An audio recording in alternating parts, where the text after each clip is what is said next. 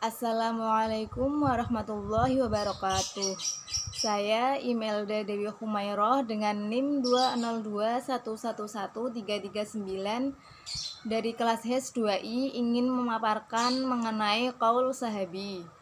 Berikut pemaparan yang akan saya sampaikan. Qaul sahabi. Definisi.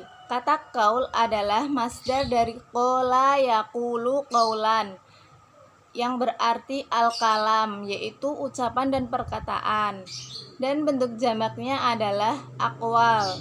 Qaul kadang juga diartikan dengan kullu lafdhin nataqa bihil lisanu taman au naqison, yang berarti semua lafaz yang diucapkan oleh manusia, baik dalam bentuk sempurna ataupun tidak. Sedangkan kata sahabi dalam bahasa Arab sebagaimana yang disebutkan dalam Al-Misbah Al-Munir bermakna ar-ru'yatu wal mujalasatu wal muasyarah, yang berarti penglihatan, duduk bersama dan bergaul. Kata sahabi juga diartikan sebagai sahabat, kawan, atau teman. Yang dimaksud sahabat di sini ialah orang yang pernah bertemu secara langsung dengan Nabi Muhammad SAW dalam keadaan mukmin dan meninggal dalam keadaan mukmin. Jadi yang dimaksud dengan qaul sahabi adalah pendapat atau fatwa para sahabat Nabi Muhammad SAW tentang suatu kasus yang belum dijelaskan hukumnya secara tegas dalam Al-Quran dan Sunnah. Macam-macam qaul sahabi. 1. Perkataan sahabat terhadap hal-hal yang tidak termasuk objek ijtihad. Dalam hal ini, para ulama semuanya sepakat bahwa perkataan sahabat bisa dijadikan hujjah karena kemungkinan simak Nabi Muhammad SAW sangat besar, sehingga perkataan sahabat dalam hal ini bisa termasuk dalam kategori as-sunnah, meskipun perkataan ini adalah hadis mauquf. Pendapat ini dikuatkan oleh Imam As-Sarkhosi dan beliau memberikan contoh perkataan sahabat dalam hal-hal yang tidak bisa dijadikan objek ijtihad, seperti perkataan Ali bahwa jumlah mahar yang paling kecil adalah 10 dirham. Perkataan Anas bahwa paling sedikit haid seorang wanita adalah 3 hari, sedangkan paling banyak adalah 10 hari. Namun, contoh-contoh tersebut ditolak oleh beberapa ulama Syafi'iyah bahwa hal-hal tersebut adalah permasalahan-permasalahan yang bisa dijadikan objek ijtihad. Dan pada kenyataannya, baik jumlah mahar dan haid wanita berbeda-beda dikembalikan kepada kebiasaan masing-masing. 2. Perkataan sahabat yang disepakati oleh sahabat lain. Dalam hal ini, perkataan sahabat adalah hujjah karena masuk dalam kategori ijma'. 3. Perkataan sahabat yang tersebar di antara para sahabat lainnya yang tidak diketahui ada sahabat yang mengingkarinya atau menolaknya. Dalam hal ini pun bisa dijadikan hujjah karena ini merupakan ijma' sukuti.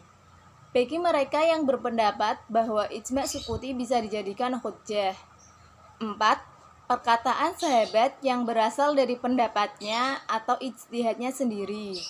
Qaul asy-Syafi'i yang seperti inilah yang menjadi perselisihan di antara para ulama mengenai keabsahannya sebagai hujjah dalam fikih Islam. Dr. Muhammad Sulaiman Abdullah Al-Ashiqar menambahkan bahwa perkataan yang berasal dari ijtihad seorang sahabat yang tidak diketahui tersebarnya pendapat tersebut di antara para sahabat lainnya, juga tidak diketahui pula ada sahabat lain yang menentangnya, dan perkataan tersebut tidak bertentangan dengan Al-Quran dan As-Sunnah. Pada perkataan sahabat seperti ini, para ulama berbeda pendapat mengenai statusnya. Adapun Dr. Muhammad Sulaiman Abdullah Al-Ashiqar menambahkan beberapa poin mengenai macam-macam qaul asy-Syafi'i. Di antaranya 1. Perkataan khulafaur rasyidin dalam sebuah permasalahan. Dalam hal ini para ulama sepakat untuk menjadikannya hujjah. Sebagaimana diterangkan dalam sebuah hadis, hendaklah kalian mengikuti sunnahku dan sunnah para khulafaur rasyidin setelahku. 2. Perkataan seorang sahabat yang berlandaskan pemikirannya dan ditentang oleh sahabat yang lainnya. Dalam hal ini, sebagian ulama berpendapat bahwa perkataan sahabat ini tidak bisa dijadikan hujjah. Akan tetapi, sebagian ulama lainnya dari kalangan usuliyin dan fuqaha mengharuskan untuk mengambil perkataan satu sahabat. Kedudukan kaul sahabi. Mengenai pendapat sahabat terhadap orang-orang sesudah sahabat dapat diperincikan sebagai berikut. 1. Pendapat sahabat dalam hal tidak ditanggapi oleh akal pikiran. Pendapat semacam ini menjadi hujjah terhadap kaum muslimin karena yang dikatakannya tidak boleh tidak berasal dari Nabi. 2. Pendapat sahabat yang tidak disalahi oleh sahabat lain. Pendapat semacam ini menjadi hujjah bagi kaum muslimin karena pendapat tersebut merupakan ijma' sahabat.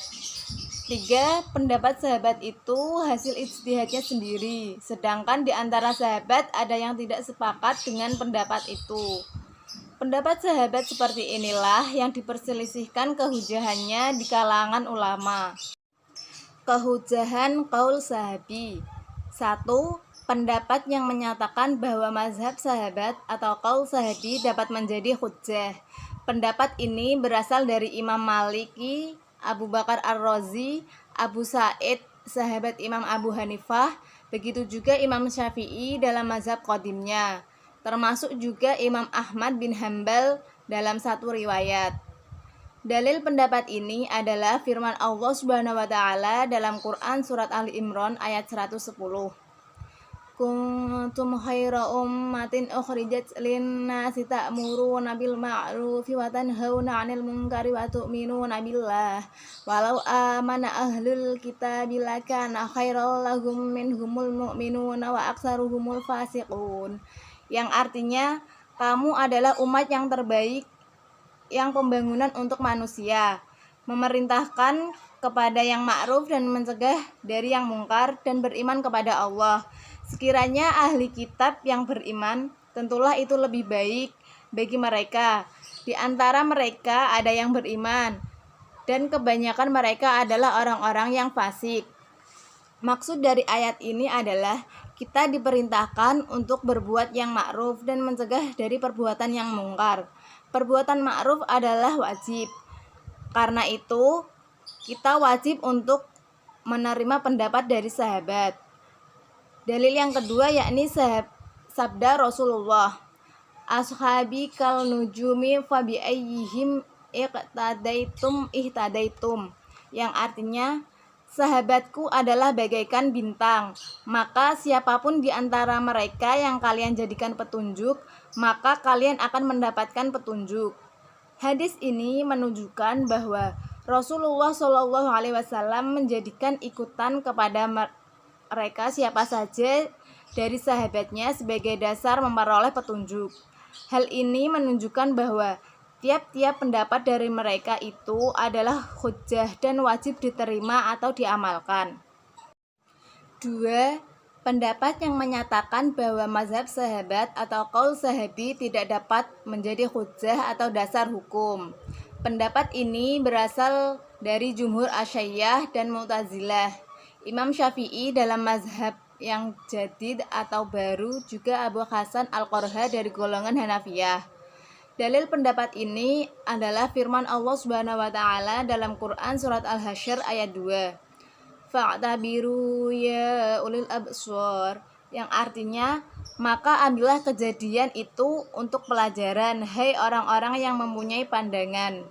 Maksud ayat tersebut adalah bahwa Allah Subhanahu wa taala menganjurkan kepada orang-orang yang mempunyai pandangan atau pikiran untuk mengambil iktibar atau pelajaran. Yang dimaksud iktibar dalam ayat tersebut adalah qiyas dan ijtihad. Sedangkan dalam hal mujtahid sama saja.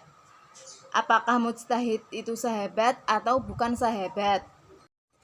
3. Ulama Hanafiyah, Imam Malik, Qaul qadim Imam Syafi'i dan pendapat terkuat dari Imam Ahmad bin Hambal menyatakan bahwa pendapat sahabat itu menjadi hujjah, dan apabila pendapat sahabat bertentangan dengan qiyas, maka pendapat sahabat didahulukan. Dalil pendapat ini adalah firman Allah Subhanahu wa taala dalam Quran surat At-Taubah ayat 100.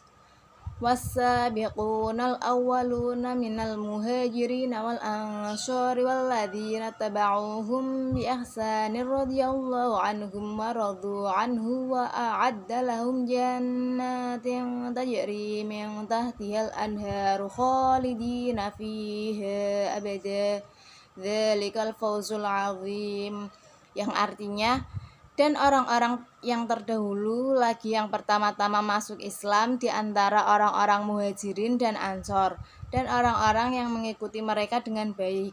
Allah ridho kepada mereka, dan mereka pun ridho kepada Allah. Allah menyediakan bagi mereka surga-surga yang di bawahnya mengalir sungai-sungai. Mereka kekal di dalamnya selama-lamanya. Itulah kemenangan yang agung. Dalam ayat ini, menurut mereka, Allah secara jelas memuji para sahabat karena merekalah orang yang pertama kali masuk Islam. Contoh fatwa sahabat. 1. Fatwa Aisyah yang menjelaskan batas maksimal kehamilan seorang wanita adalah 2 tahun melalui ungkapannya, anak tidak berada dalam perut ibunya lebih dari 2 tahun. 2. Fatwa Anas bin Malik yang menerangkan tentang minimal haid wanita, yaitu 3 hari. 3. Fatwa Umar bin Khattab tentang laki-laki yang menikahi wanita dalam masa iddah harus dipisahkan dan diharamkan baginya untuk menikahi wanita tersebut selamanya. 4. Fatwa Ali bin Abi Thalib dan Zaid bin Sabit tentang kakek tidak mendapatkan harta warisan sebagaimana ayah. 5. Ketika Umar bin Khattab membahas tentang orang yang terbunuh dan pembunuhan itu dilakukan lebih dari 1 orang, maka semua pelaku pembunuhan itu dikenai qisas. 6.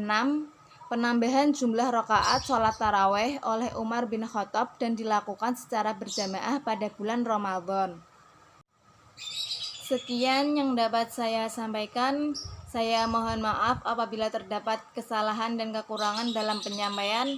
Akhirul kalam, wassalamualaikum warahmatullahi wabarakatuh.